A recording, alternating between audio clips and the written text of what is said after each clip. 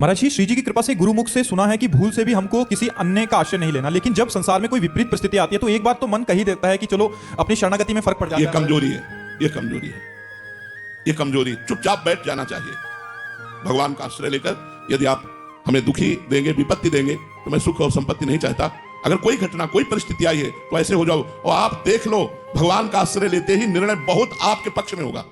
अगर अन्य आश्रय ले लिया फिर गड़बड़ हो जाएगा, फिर तो जो निर्णय सही होना चाहिए उसमें गड़बड़ हो जाए। और अगर कहीं सही निर्णय निकल गया तो हम मारे गए, क्योंकि अब हमारा आश्रय दूसरा बन गया।